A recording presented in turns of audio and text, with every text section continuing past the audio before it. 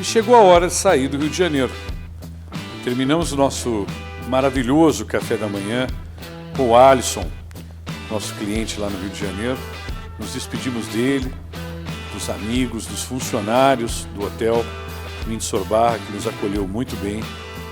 Começamos a nos organizar, fizemos a nossa oração e nós sabíamos que tínhamos 516 quilômetros pela frente até Vitória do Espírito Santo.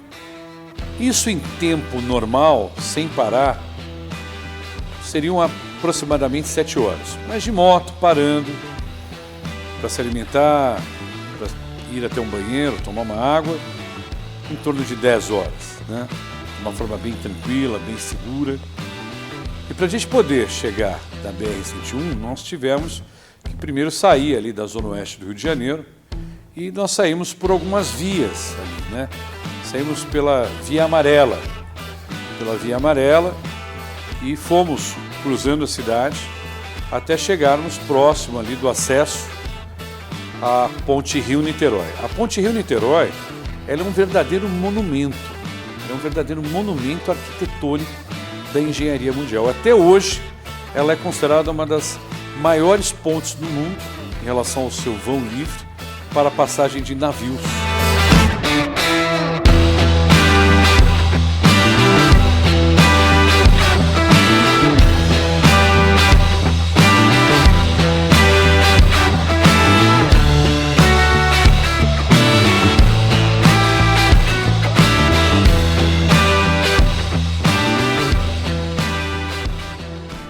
Ela foi idealizada, por incrível que pareça, já no final do século XIX, porque para se deslocar entre os municípios vizinhos, né, da Vila de Niterói até o Rio de Janeiro, na época tinha que dar uma volta de mais de 100 quilômetros.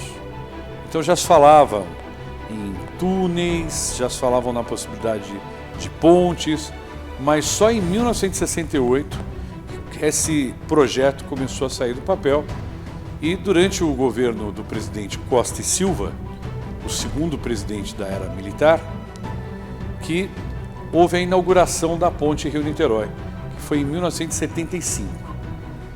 Diz a lenda que muitos trabalhadores morreram, que oficialmente contabilizados pelo governo então militar foram 33, mas que as estimativas falam em 400 mortes.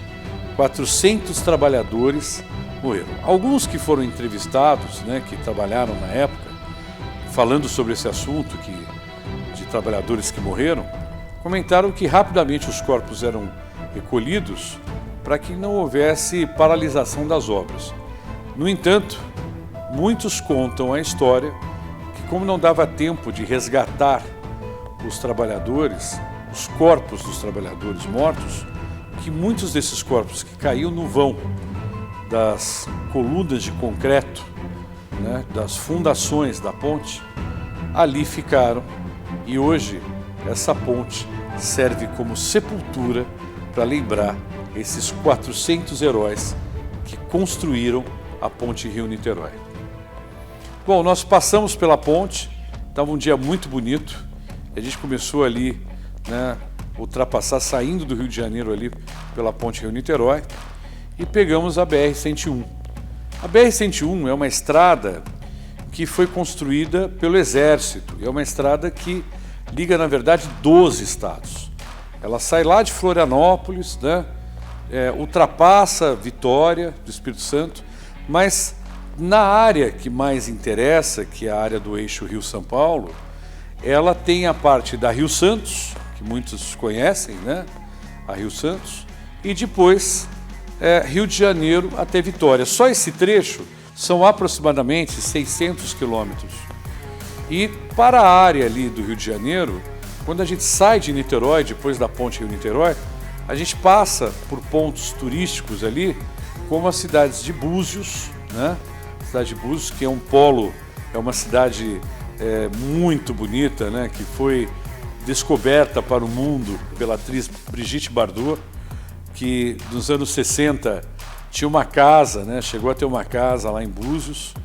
E então aquela região dos lagos ali, uma região muito bonita do Rio de Janeiro. E nós fomos passando ali pela BR-101, que tem o nome, inclusive, de Mário Covas, né? BR Mário Covas, é interessante isso. E fomos nos deslocando e o cenário é incrível, né? Você passa por montanhas de pedra, você vai vendo assim uma natureza deslumbrante e você vai cruzando aquela estrada que é muito bem pavimentada.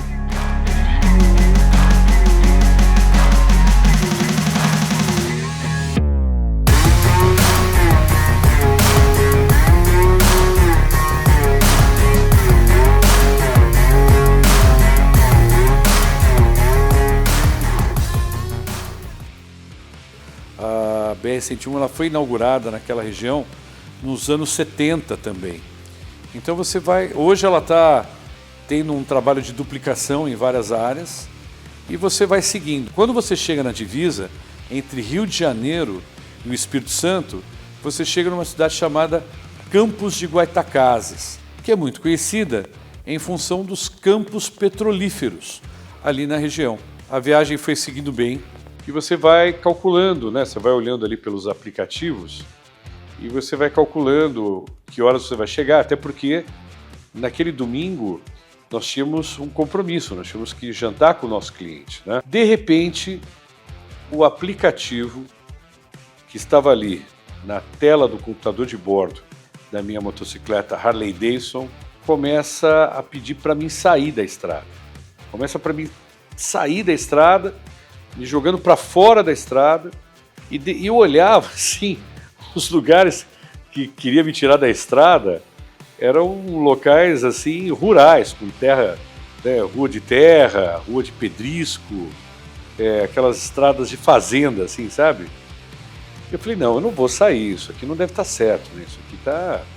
Mas começou a insistir, insistiu a primeira vez, insistiu a segunda, aí teve um cruzamento, teve um truncamento com uma outra estrada e começou a insistir para mim sair ali. Aí eu falei para a Valesca, ele está insistindo muito e agora está pedindo para a gente pegar essa outra estrada aqui. Eu estou achando que aconteceu alguma coisa aí na frente, o trânsito pode ser que pare, a estrada fique interditada, eu não estou conseguindo ver aqui, mas pode ser que seja isso e está pedindo para desviar a gente. O que você acha?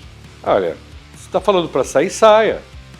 Aí saímos, andamos 10 ou 15 quilômetros, chegamos numa cidadezinha pequena e da cidadezinha pequena, que tinha poucos quarteirões, mandava entrar numa outra saída, só que a saída era uma ponte tão estreita, que ela estava interditada, só passavam pedestres. E eu falei, não é possível, acho que eu vou passar em cima dessa ponte. Aí começou aquela dúvida, vamos, não vamos, mas será que passa, será que não passa? Aí apareceu um caboclo. Eu, tarde, porque já estava ficando de tarde, já estava indo para o anoitecer, né, para o entardecer, já para a noitinha.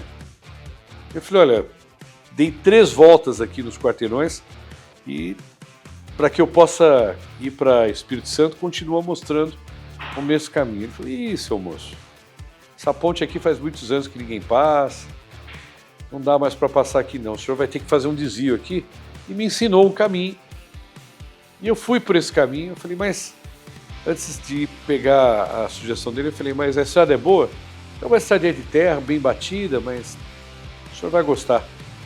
E foi um dos lugares mais bonitos que eu já passei na minha vida, sabe? Com propriedades bem cuidadas, muita criação, né? Muito bichinho, muito gado. E a gente foi rodando e a coisa foi indo, não tinha ninguém. Não tinha carro, não tinha moto, não tinha bicicleta, não tinha gente. Só aquelas pequenas propriedades, a gente passando e sentindo aquele cheiro, sabe? Aquele cheiro que me remeteu à infância de quando eu frequentava o sítio do meu avô, o seu Américo, né? E a gente foi passando, de repente lá ao longe a gente viu um posto de gasolina que na verdade era a parte de trás do posto. A gente já estava chegando na estrada de novo.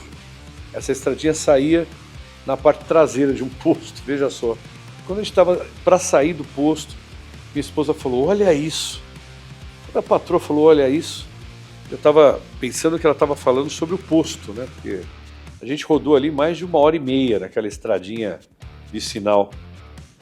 Eu olhei de canto de olho assim, era um javaporco. Como é um animal que não faz parte naturalmente da nossa fauna, há problemas, né? Eles vão se proliferando, não tem, inclusive, predadores naturais, né? E começam a ter grandes populações de javalis. E vão se miscigenando com porcos, caipiras. E aí virou o javaporco. Olha, gente, o javaporco ele tinha uns 500 quilos. Isso não é história, não. Isso é verdadeiro. Tinha uns 500 quilos, era do tamanho da moto. Gigante, andando assim, com aquelas presas. E foi andando e de repente entrou na mata novamente. Passou tranquilamente pela minha moto, pela moto do Dan. Graças a Deus, né? A gente saiu no posto, parou, contou essa história para os frentistas, eles deram risada. E eu perguntei se tinha acontecido alguma coisa na estrada para esse desvio tão grande que o aplicativo nos deu, né? A resposta do pessoal do posto foi a seguinte: olha, não teve nada na estrada, o trânsito estava fluindo normalmente. Então eu vou falar para vocês qual é a minha opinião sobre isso. Quando há um desvio, quem está conduzindo o nosso caminho, para aqueles que acreditam, é Deus. Então, tem uma passagem que eu gosto, que é: todas as coisas contribuem para aqueles que amam, né, a Deus e andam nos seus propósitos. Então passou de um livramento, né? Na verdade, aquilo eu classifiquei, o Dan, as esposas, classificamos como um livramento. Um desvio para evitar que qualquer coisa pudesse acontecer conosco. A gente acabou saindo na estrada 101, continuou, e aí continuamos esse caminho até chegar à Vitória do Espírito Santo. Vitória do Espírito Santo é um lugar muito interessante, porque tem uma história muito rica. Vou contar para vocês. Vitória, capital do Espírito Santo, foi fundada em 8 de setembro de 1551 por colonizadores portugueses com o nome de Vila Nova do Espírito Santo. O nome da cidade tem origem na batalha travada entre os portugueses e os indígenas do povo Guaitacá pela ocupação do território. Após a vitória portuguesa, o local passou a ser chamado de Ilha da Vitória. A cidade é formada por uma ilha principal, cerca de 34 ilhas menores e por uma parte continental. O seu território se estende por 97 km², sendo uma das menores cidades do estado e a menor entre as 27 capitais brasileiras. A cidade foi se transformando ao longo dos anos devido às mudanças econômicas, aterros, construções de bairros e escadarias e derrubamento de casarões. Em 1927, foi construída a ponte que ligou a ilha ao continente e em 1941 surgiu o primeiro cais na capital. Em 1970, o Porto de Vitória tornou-se um dos mais importantes do país e a capital começou a se industrializar. A cultura de Vitória tornou-se a partir de uma gama de outras culturas como a europeia, indígena e africana. A cidade possui uma vasta diversidade de recursos naturais e uma extensa riqueza histórica e cultural que vai desde a produção de panelas de barro até a pesca oceânica. E a nossa chegada, né, ela foi muito legal porque nós chegamos à noite ali no Hotel Sheraton, né? O Hotel Sheraton de Vitória é um hotel muito bonito, né, que está de frente para a Bahia, assim, ele é super bonito, dá para ver a ponte. É um hotel muito aconchegante, né, que acolheu muito bem a todos nós. E nós já tínhamos um compromisso marcado, ou seja, tomamos café da manhã no Rio de Janeiro, lá com o Alisson, e tínhamos um jantar marcado com o William. O William, um amigo meu, dono de uma distribuidora chamada WE, né, distribuidora de suplementos alimentares. Ele é empresário também do setor de confecção, né, de camisetas regatas. Ele é um homem muito batalhador, sabe? Casado, com um filho pequeno ainda, de lar cristão, uma pessoa muito honesta, um cara que realmente eu tenho orgulho de ter uma parceria com ele entre a nossa marca, a Black Skull, e a WE distribuidora. Olha, demos boas risadas, conversamos bastante, falamos sobre negócios, falamos sobre mercado, mas fundamentalmente falamos sobre a vida. Porque é isso. Na verdade, quando você está viajando, você não está buscando alguma coisa. Na verdade, você está se encontrando consigo mesmo e com aquelas pessoas que fazem parte da sua tribo, né, a qual você tem empatia. E eu sou um cara que gosta de gente. Então, o nosso trabalho é um trabalho G de gente e a gente tenta tirar o melhor das pessoas e doar o nosso melhor também. Jantamos, terminamos, nos abraçamos, né? Após o jantar, nos despedimos e fomos dormir. Dormimos bastante, mas logo cedo acordamos, depois do café da manhã, tínhamos que sair dali, de Vitória do Espírito Santo, e seguir para o estado da Bahia, uma primeira cidade de parada que seria Porto Seguro.